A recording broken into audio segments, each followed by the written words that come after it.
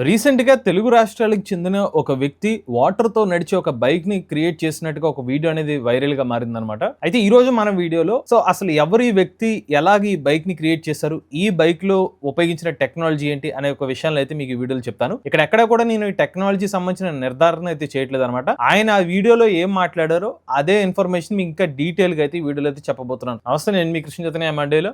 మీరు చూస్తున్నారు MBS auto Telugu. మీరు ఒక ఎలక్ట్రిక్ స్కూటర్ లేదా ఎలక్ట్రిక్ బైక్ లేదా ఎలక్ట్రిక్ సైకిల్ కొందాం అనుకుంటున్నారా? కానీ మంచి వెహికల్ ఏంటో తెలియక కన్ఫ్యూజ్ అవుతున్నారా? అయితే కేవలం 199 రూపాయలకే మన ఈవీ కుర్రాడు కోర్సులో జాయిన్ అవ్వండి. ఒక బెస్ట్ ఈవీ కొనుక్కోవడానికి కావాల్సిన నాలెడ్జ్ ని మీరే పొందండి. సో మీకు వీడియోలో కనిపిస్తున్న వ్యక్తి పేరే శంకర్ గౌడ్ గారు అనమాట. ఈయన రాజన్న సిరిసిల్ల జిల్లాకు చెందిన వ్యక్తి అనమాట. ఈయన ఏం చేశారంటే హీరో సంబంధించిన ఎక్స్ట్రీమ్ అనే ఒక బైక్ అయితే ఉంది. సో ఇది హీరో సంబంధించిన ఎక్స్ట్రీమ్ బైక్. దీన్ని కాస్త వాస్తవానికి ఈ బైక్ ఏదైతుందో పెట్రోల్ తో నడిచే బైక్ ని కాస్త ఈయన హైడ్రోజన్ ఇంధనంతో పనిచేసే బైక్ కింద కన్వర్ట్ చేశారన్నమాట. కన్వర్ట్ చేయడమే కాకుండా 1 లీటర్ మన వాటర్ పోస్తే కనుక, అంటే పెట్రోల్ ప్లేస్ లో 1 లీటర్ వాటర్ పోస్తే ఈ బైక్ 500 కిలోమీటర్ల మైలేజ్ అయితే ఇస్తుంది అనేది చెప్పారు. మరి ఆ వీడియోలో ఈయన ఏం చెప్పారు డీటెయిల్ గా ఇప్పుడైతే మీకు చెప్తాను. సో ఫస్ట్ అయితే మన శంకర్ గౌడ్ గారి నేపథ్యం గురించి మాట్లాడుకుంటే, సో ఈయన ఇనీషియల్ గా ఎక్స్ట్రీమ్ అనే ఒక బైక్ తీసుకున్న తర్వాత ఎల్పిజి తో నడిచే విధంగా ఈ బైక్ ని అయితే ఈయన కొన్ని మాడిఫికేషన్ అయితే చేశారంట. బట్ కొన్ని సంవత్సరాల క్రితం ఇలాగ ఎల్పిజిలో కన్వర్ట్ చేసినప్పటికీ ఆ తర్వాత ఎల్పిజి సంబంధించిన షార్టేజ్ కూడా వచ్చింది మన కొన్ని నెలల క్రితం చూస్తే. సో ఎల్పిజి కూడా షార్టేజ్ వస్తుంది, ప్రైజెస్ కూడా పెరుగుతున్నాయి. కాబట్టి ఇలా కాదు, ఇంకా ఒక ప్రత్యామ్నాయ టెక్నాలజీ కోసం వెతుకుతున్న టైంలో ఈయన ఎల్పిజి కాదు, ఈసారి వాటర్ నే మన ఇన్పుట్ గా ఇస్తే హైడ్రోజన్ ఇంధనంతో పనిచేసే ఒక బైక్ ని ఎందుకు నడపకూడదు అని చెప్పి ఆ ఎల్పిజి వెహికల్ ని కాస్త హైడ్రోజన్ ఇంధనంతో పనిచేసే వెహికల్ కింద అయితే కన్వర్షన్ అయితే చేశారని చెప్పారు. ఇక ఈయన ఈ ప్రాసెస్ కోసం, అంటే ఇలాగ హైడ్రోజన్ ఇంధనంతో పనిచేసే బైక్ ని తయారు చేయడం కోసం 4 నుంచి 5 నెలల సమయం తీసుకున్నారైతే చెప్పారనమాట. ఫైనల్ గా రీసెర్చ్ చేసిన తర్వాత ఈయన ఒక హెచ్హెచ్ఓ కిట్ అయితే ఈయన క్రియేట్ చేసినట్టు చెప్తున్నారు. మీకు అక్కడ ఇమేజ్ లో కనిపిస్తుంది ఏదైతే ఉందో దీన్ని హెచ్హెచ్ఓ కిట్ అనేది పిలుస్తున్నారు అనమాట. ఇక్కడ ఈ హెచ్హెచ్ఓ కిట్ దీని వల్ల ఉపయోగం ఏంటంటే హైడ్రోజన్ అలానే ఆక్సిజన్ ఎలక్ట్రాలిసిస్ పద్ధతులు ఈ హైడ్రోజన్ మరియు ఆక్సిజన్ ఏదైతే ఉందో దాన్ని క్రియేట్ చేసే ఒక ప్రక్రియ ఏదైతే ఉందో ఈ హెచ్హెచ్ఓ కిట్ ద్వారా అయితే జరుగుతుంది అనమాట. అలాంటి ఒక హెచ్హెచ్ఓ కిట్ అయితే ఈయనైతే దాన్ని అయితే తయారు చేశారన్నమాట. సో అలా తయారు చేసిన తర్వాత ఎగ్జిస్టింగ్ దగ్గర ఉన్న బైక్ ఏదైతే ఉందో దాని ప్లేస్ లో, అంటే ఆ ఇంజిన్ అంతా సేమ్ గా ఉంచి ఈ ఇంజిన్ కి ఇంధనం ఏదైతుందో దాన్ని మాత్రం హైడ్రోజన్ ఇంధనం కింద అయితే యూజ్ చేయడం మొదలు పెట్టారంట. ఇక మీకు ఇక్కడ కనిపిస్తున్న హెచ్హెచ్ఓ కిట్ ఏదైతే ఉందో ఇది ఇంకా డీటెయిల్ గా చెప్పాలంటే, సో మనకి ఈయన ఇక్కడ ఒక బాటిల్ కూడా పెట్టారు.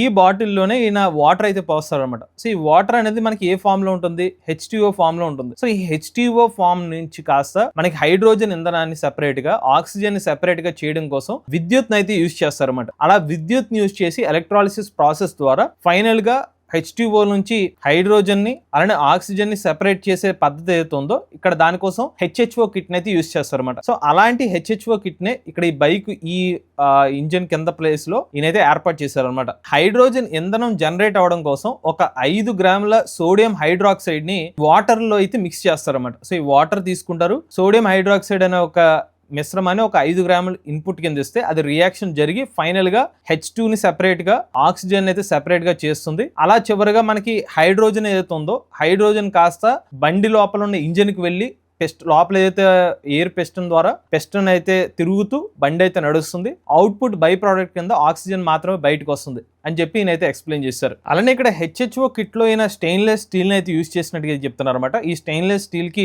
పాజిటివ్ మరియు నెగిటివ్ ఎలక్ట్రోలైట్స్ అయితే కలుపుతారని చెప్తున్నారు. ఆ తర్వాత ఎలక్ట్రాలిసిస్ ప్రాసెస్ జరిగిన తర్వాత హైడ్రోజన్ గ్యాస్ ఏదైతే ఉత్పత్తి జరుగుతుందో అది కాస్త ఎయిర్ ఫిల్టర్స్ ద్వారా వెళ్ళి అలా పాస్ అయిన తర్వాత పిస్టన్ దగ్గరికి వెళ్ళిన తర్వాత లోపల పిస్టన్స్ మూవ్ అయ్యి వెహికల్ అయితే రన్ అవుతుందని చెప్పి ఆయన అయితే చెప్పడం జరిగింది. ఇక ఈయన చెప్పిన ఇంకొక విషయం ఏంటంటే బైక్ ముందు భాగంలో 12 వోల్ట్స్ బ్యాటరీ అయితే పెట్టామని చెప్పారు. 12 వోల్ట్స్ బ్యాటరీని కాస్త ఇక్కడ ఈ స్టెయిన్లెస్ స్టీల్ పైన పోర్షన్ లో ఇక్కడ ఒక కంట్రోలర్ కూడా పెట్టారని చెప్తున్నారు. ఈ కంట్రోలర్ ఏం చేస్తుందంటే 12 వోల్ట్స్ ఇన్పుట్ ని కాస్త 24 ఇన్పుట్ కింద అయితే మారుస్తుందని చెప్పారనమాట. సో ఎప్పుడైతే వోల్టేజ్ పెరుగుతుందో దాని ద్వారా ఎలక్ట్రాలిసిస్ ప్రాసెస్ మరింత ఎఫిషియెంట్ గా జరుగుతుంది. ఎక్కువ మొత్తంలో హైడ్రోజన్, అంటే బండి నడపడానికి కావాల్సిన హైడ్రోజన్ ఉత్పత్తి జరగడానికి కావాల్సిన వోల్టేజ్ ని అయితే ఈ కంట్రోల్ అయితే కన్వర్ట్ చేస్తుంది. సో దీనికోసం సెపరేట్ బ్యాటరీని కూడా యూజ్ చేసినట్టుగా అయితే చెప్పట్లేదు. ఎగ్జిస్టింగ్ గా ఏదైతే పెట్రోల్ బండితో పాటు వచ్చిన 12 వోల్ట్స్ బ్యాటరీ నుంచే దాన్ని కాస్త కంట్రోలర్కి ఇచ్చి కంట్రోలర్ 24 volts కి అవుట్పుట్ చేస్తే దాన్ని మళ్ళీ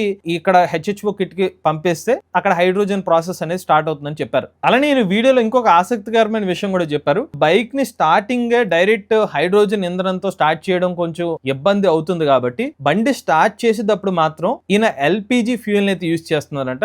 ఆ తర్వాత బండి స్టార్ట్ అయిపోయిన తర్వాత ఒక 5 to 6 seconds తర్వాత ఇక్కడ మనకి ఈ హెచ్హెచ్ఓ కిట్ ద్వారా హైడ్రోజన్ ఉత్పత్తి జరుగుతుంది. అప్పటి నుంచి మిగిలిన ప్రాసెస్ అంతా ఒక 5 to 6 seconds తర్వాత నుంచి బండి కాస్త హైడ్రోజన్ ఇంధనంతో నడుస్తుందంట. అలానే బండి అంత ఫ్రీ రేస్ అనేది సరిగ్గా రావట్లేదని అయితే చెప్పారు. సో దానికోసం ఈయన ఏం చేస్తున్నారంటే 30% ఈ బండిని నడిపించడం కోసం ఎల్పిజి ఇంధనాన్ని యూజ్ చేస్తున్నారు, 70% ఈ బండిని నడిపించడం కోసం హైడ్రోజన్ ఇంధనాన్ని అయితే యూజ్ చేస్తున్నారు అనమాట. ఇలా కాంబినేషన్ తో ఈ బండిని కాస్త హైడ్రోజన్ బైక్ కింద అయితే ఉపయోగించవచ్చు అని చెప్తున్నారు. ఇక మైలేజ్ విషయానికి వస్తే ఆయన చెప్పిన విషయం ఏంటంటే 1 లీటర్ నీళ్లు గనక ఇన్పుట్ తీసుకుంటే దాని నుంచి 500 కిలోమీటర్ల వరకు మైలేజ్ అనేది ఈ బైక్ అందిస్తుంది అనేది చెప్తున్నారు అనమాట. దాంతో పాటుగా స్పీడ్ పరంగా ఆయన టెస్ట్ చేస్తే ఈయన నార్మల్ గా టెస్ట్ చేసినప్పుడు 80 కిలోమీటర్ల వరకు టాప్ స్పీడ్ అయితే వెళ్ళినట్టుగా ఇది చెప్తున్నారు. అంతేకాదు ఇంకా యూత్ లాంటి వాళ్ళు మా రోడ్డు మీద అవకాశం ఇంకా స్పీడ్ వెళ్ళాలనుకుంటే 100 కిలోమీటర్లు అంతకన్నా ఎక్కువ టాప్ స్పీడ్ కూడా ఈ బైక్ అయితే వెళ్ళగలుగుతుంది, అంత పవర్ అనేది జనరేట్ చేయగలుగుతుందని కూడా ఈయనైతే వివరించారు. ఇక తర్వాత విషయం,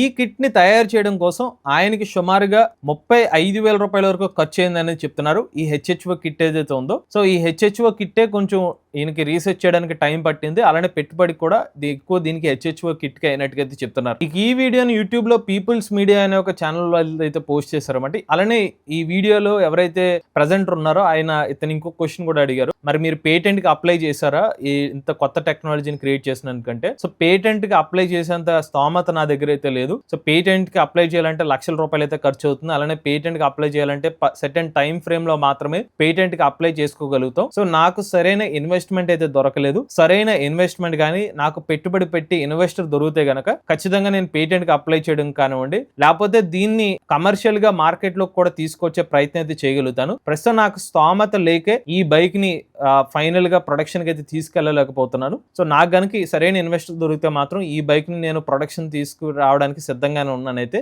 ఈయనైతే వివరించారు. అయితే ఇక్కడ ఒక్క విషయం అయితే గుర్తుంచుకోవాలి. సో ఇక్కడ మనకు వీడియోలో చెప్పినట్టు మైలేజ్ కానివ్వండి, లేకపోతే దీని పర్ఫార్మెన్స్ కానివ్వండి, సో ఎవరైతే క్రియేట్ చేశారో ఆయన చెప్పిన విషయాలు మాత్రమే తప్పిస్తే రియల్ వరల్డ్ లో నిజంగా అంత మైలేజ్ వస్తుందా లేకపోతే నిజంగా అంత పర్ఫార్మెన్స్ వస్తుందా అనేది మాత్రం ఎవరైతే సర్టిఫికేషన్ అయితే ఇప్పటి వరకు అయితే చేయలేదన్నమాట. ఆయనే కొత్త టెక్నాలజీ మీద రీసెర్చ్ చేసుకుంటూ కొత్త వెహికల్ నే క్రియేట్ చేయడం అవుతుంది, అంటే కొత్త వెహికల్ కావాల్సిన ఒక సరికొత్త టెక్నాలజీ క్రియేట్ చేయడం అవుతుందో ఖచ్చితంగా అభినందించాల్సిన విషయం అనమాట. పైగా కేవలం వాటర్ తో వెహికల్ క్రియేట్ చేయడం, హైడ్రోజన్ వాహనాలు క్రియేట్ చేయడం, కాలుష్యాన్ని తగ్గించే విధంగా హైడ్రోజన్ వాహనాలు తీసుకురావడం కూడా ఖచ్చితంగా అప్రిషియేట్ చేయాల్సిన విషయం. బట్ భవిష్యత్తులో చూడాల్సిన విషయం ఏంటంటే మరి ఈయన క్రియేట్ చేసిన హైడ్రోజన్ వాహనం 100% ఈయన చెప్పినట్టుగా 500 కిలోమీటర్ల మైలేజ్ వస్తుందా?